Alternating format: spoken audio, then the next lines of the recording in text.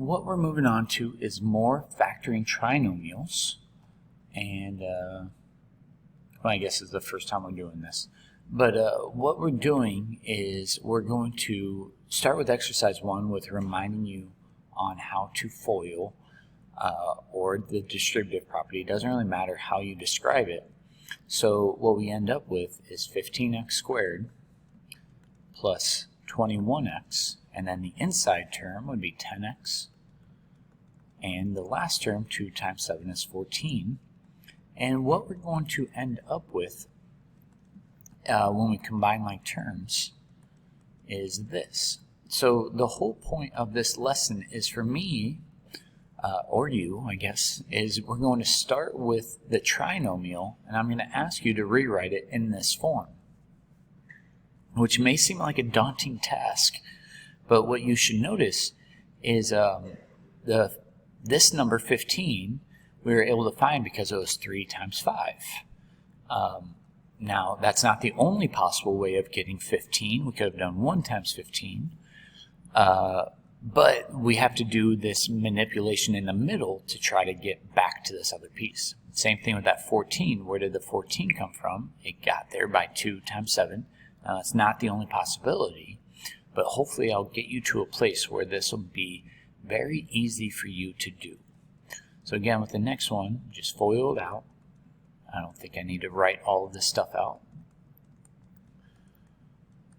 You know, negative 3 times 5 is negative 15, and when you combine like terms, I just want you to notice right now that the way we get, we're going to go backwards, but I got 4 because it was 2 times 2. Now, it could have been 4 times 1, or 1 times 4, and the same thing with this 15. We got it by negative 3 times 5, but we're going to do some extra steps, I guess, to verify that the middle pieces show up that same way.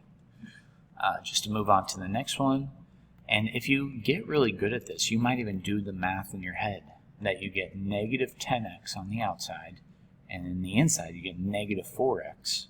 I've actually seen some students write it off onto the side. That's definitely showing work as well. And when they combine like terms, they just write negative 14x. Negative 4 times negative 2 is positive 8.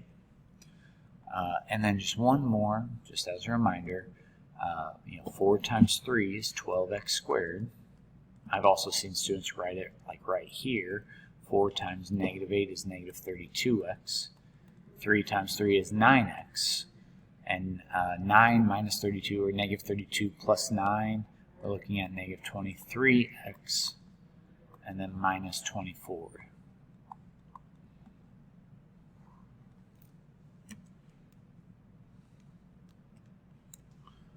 There we go. So there's all about intelligent guesses as we're doing this. So as I mentioned, the whole goal in this is to go from this form to binomials. So as I've mentioned before, there's intelligent guesses, and in these, I guess I'm just introducing you to this idea that you can guess and check, is if you were to start doing this and try to do, well, I guess I should start at the very beginning. If you were to FOIL this, yes, it's true that 3x times 2x is 6x squared. But if you were to then consider the outside term and the inside term of negative 9x plus 4x, it's not a very good idea that you would get this final answer. So that's not going to be a good option for us. The next one's also going to be, without being mean, a terrible option as well, because x times x is not going to give me 6x squared. Bad guess. This next one is a good option, and as I work through it, I hope you realize that it's going to be the correct one, because 6x times x is 6x squared. The outside is negative 36x. The inside is 1x. Yeah, that gave me the negative 35x. And then the last term of 1 times negative 6 is negative 6. So this is the correct option. And as I work through the other one, the reason why I say this is a bad guess is because if you look at -2 times -3, for the last term you would have gotten +6 over there. So as they're kind of going through your options, there are unintelligent guesses, and I'm trying to get you to, I guess, to think about them, and then you can actually foil the good guesses to get there. Excuse me. But at the end of the day, we're going to need you to get really good at factoring these trinomials. Now, this is the easiest of the forms because there's no number at the beginning. The reason why that's the easiest is because there's only one way to get x squared with two binomials, and that's x times x. And if you still don't believe me, I would suggest foiling this out. You have x times x is x squared. So sometimes what I'll do, especially if this is the first time you've ever done this, is I'll have students write out all the factors of 35. And there's only 4 factors. This is it. 1 in 35 and 5 in 7. The fact that it's a minus right here means that one of these numbers needs to be a negative. So I'm going to put a negative in there. And what I'm really doing is, let me write this in a different color, I want the two numbers to add to equal this, but then also multiply to give me this. So that's why one of these has to be a negative, because I want it to be -35. So the last thing I need to do is then subtract these numbers. Well, 1 minus 35 is -34, and that is not what I'm trying to get. But 5 minus 7 is -2, and it's not that that's a bad guess, because it's not what we're trying to get. But how can I change this to make it +2? Just make it -5 plus 7, and now we're at +2. So what's my final answer? X minus 5, x plus 7. And that is it. Foil that out. X squared, 7x minus 5x is 2x, and -5 times 7 is -35. So let's look at the next one. Again, write out all the factors of this last number. You got 1 and 24, you got 2 and 12, you got 3 and 8, you also have 4 and 6. I think I need to scroll this screen down just a little bit. There we go. And just like what I said before, it has to be x times x when you have this first term be 1. It's going to get trickier as we go on. But this time I have a plus sign, so that means that both of these numbers can be positive, and I'm trying to get 11. Well, instead of crossing things out, I'm just going to circle that 3 plus 8 is 11, so that must be my right answer. Okay, I accidentally wrote down x plus 11, so that's why this magically all showed up. But I wanted to point out that you can, multiplication is commutative, so we can switch the order at any point. So that's why I went back and changed this to be x plus 7 times x minus 5. Both of those answers are correct. So as I look at the next one, let's just change colors. We want factors of 22. There's only 2 options because 22 does not have that many. If I follow my rules, I want to add. Now 2 plus 11 equals 13. Well, this is a quick trick that you can use to change, because it doesn't have to be a positive times a positive to give you positive 22. They could both be negatives. -2 times -11 is positive 22, and now they do add to give me -13. So the rule still works. Adds to give me -13 and multiplies to give me 22. So how do we write our answer? Is x minus 2, x minus 11. Now you don't need both of these answers. I'm just trying to give you a heads up that it doesn't matter. Multiplication is commutative, so you can switch them around as long as the 11 stays negative and the 2 stays negative. So as I look at the next one, factors of 50, I'm going to hurry up so I can get more in here. 10 and 5, one of them has to be negative, but right now that's positive 5. So to fix that, I'll just negate everything. -10 plus 5 is -5. So x minus 10, x plus 5 or you could write it as x plus 5, x minus 10.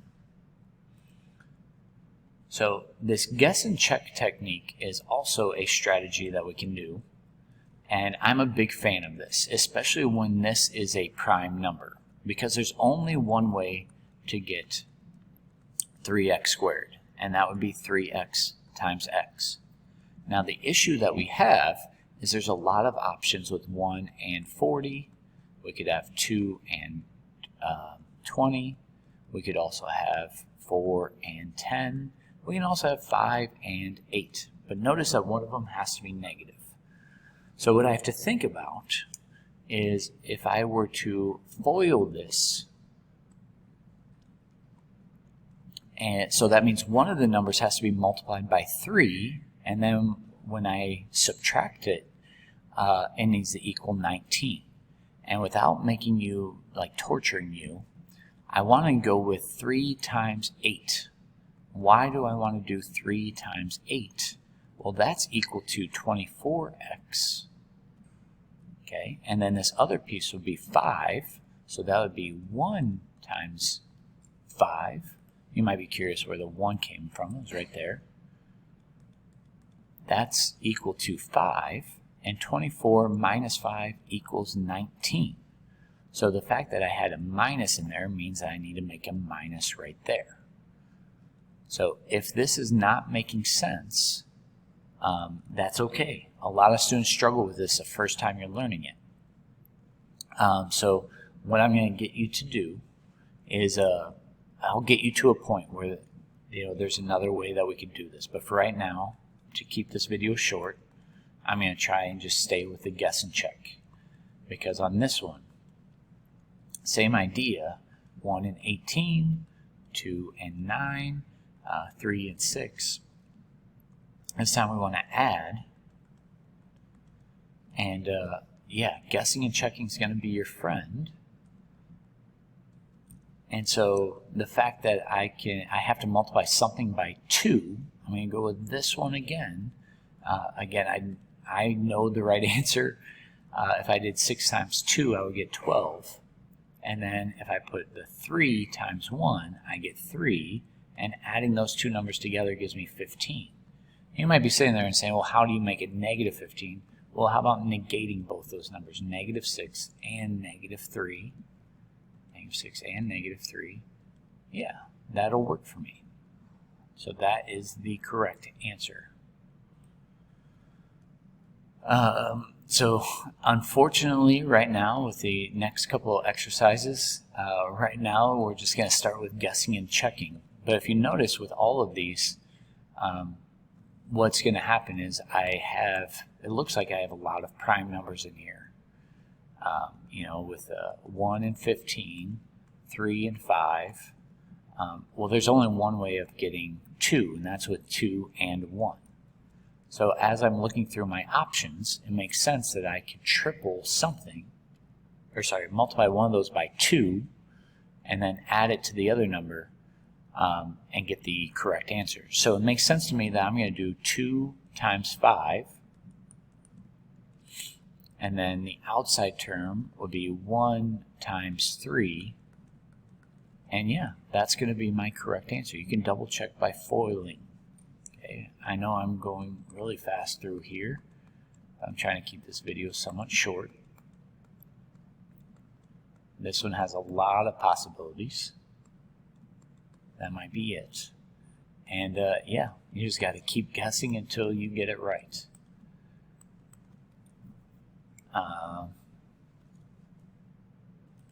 And I also forgot to put a 5 and a 6 in here.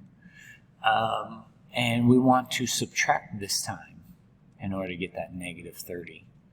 So as I'm just sort of guessing here, I might do 5 and 2 with 5 and 6, because if I had 2x with 5x and I distribute in here, 5, that would give me 25, and then 2 times 6 would give me 12, but I want to subtract it, so that will give me the correct answer. So I think I'll stop right here because I'm sure you have questions, I can finish up or show you a different